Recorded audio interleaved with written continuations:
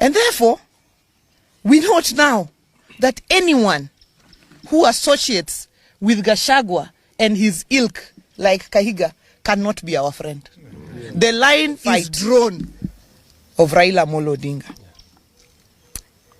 And we know that there is politicians like Kahiga who in the life of Raila Amolo Odinga have used him as a bogeyman to scale their own political heights there. But it is shocking that they continue to make Raila a bogeyman in his death. And what I know is that Kahiga does not speak for himself. Kahiga is the spokesperson of Rigathi Gachagua.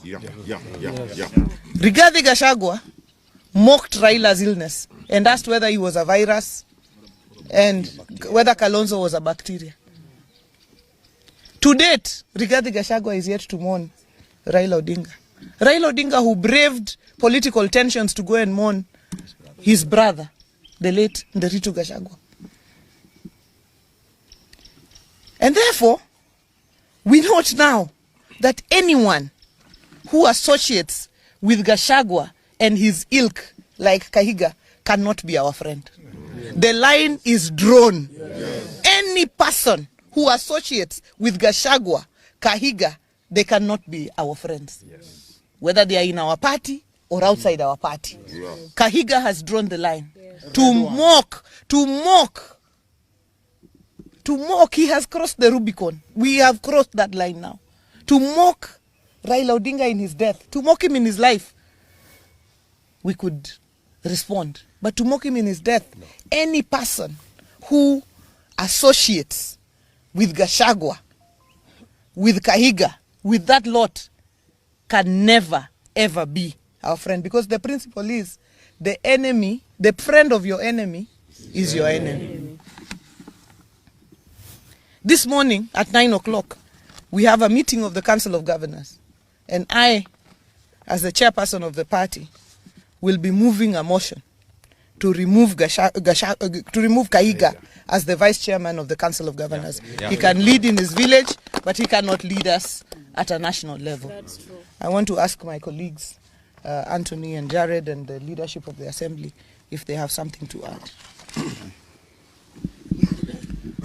Ladies and gentlemen, we are shocked beyond words by the reckless statements as advanced by Kahiga. We all know that he revels in death because he's a beneficiary of death. Without the death of Dr. Gakuru, Kahiga would be nobody and would be nothing. So anything touching on death, he seems to take great pleasure out of. But as a community, we just want to remind him, because his memory is so short, that we have been out of government since time immemorial. But we've always been here.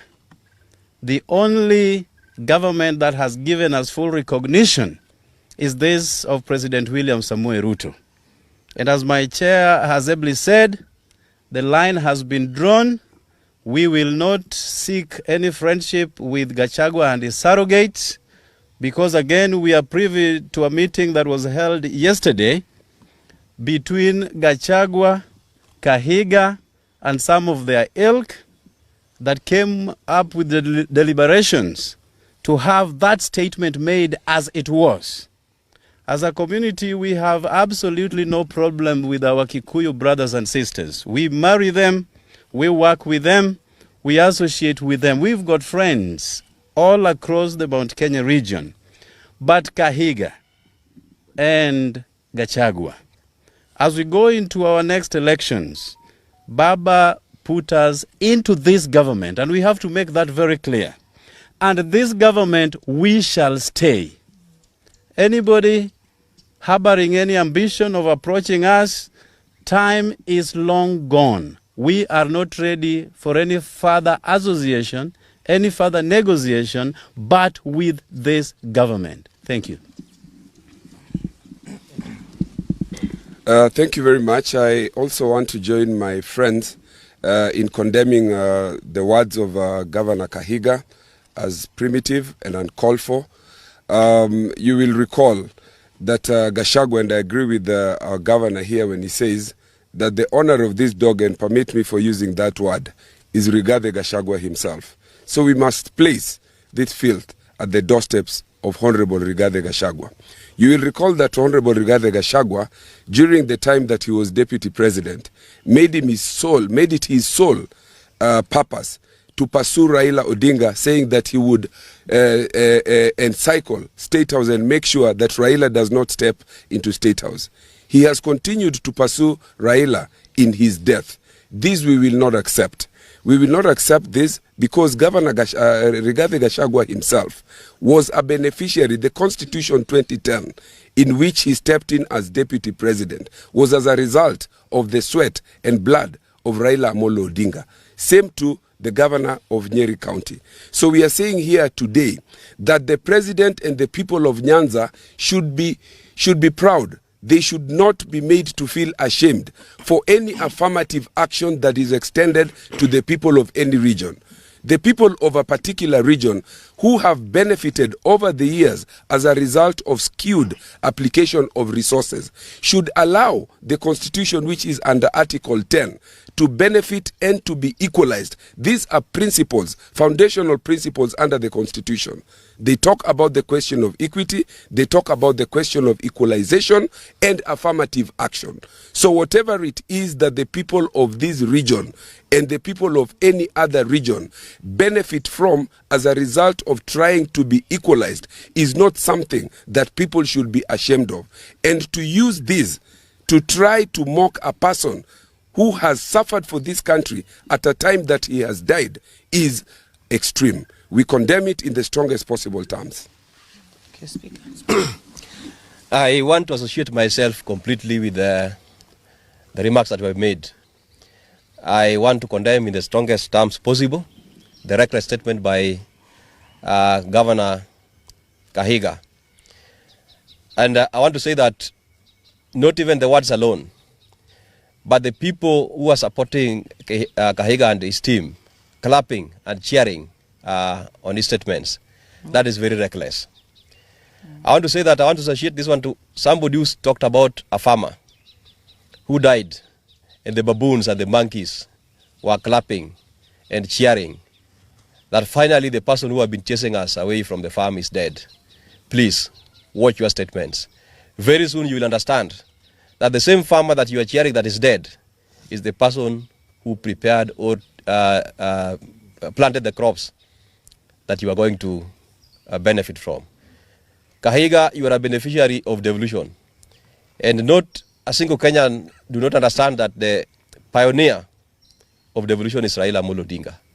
So you should be the last person to be happy or to cheer when we have lost Raila Amolo Odinga, who is the father of devolution. I call upon our friends in Mount Kenya, please, desist from associating yourselves with the likes of Gachagua and the likes of Kahiga. You are going to be misled. You are going to be misled, and I want to stand with our chairperson that we call upon the Council of Governors that please support that motion. Support that motion.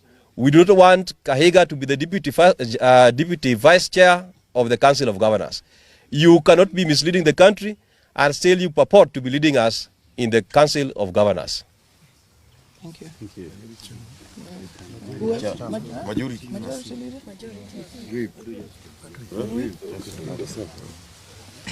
Thank you very much, Your Excellency and members of the press.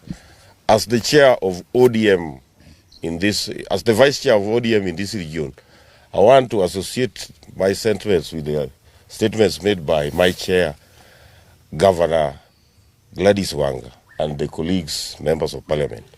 I want to say that as ODM members in this region, we want to urge our members to stay calm as we approach this issue in a sober mind. We heard yesterday that Gachagua and his team were supposed to pay homage to the home of Raila Amolo Odinga. We urge Gachagua, never, don't step in Bondo. Don't step in Bondo, as your statements are not very friendly to us as ODM. Otherwise, I urge our members to stay calm as we approach this issue in a sober mind. Otherwise, thank you and thank you very much. Question? Thank you very much. So there's one.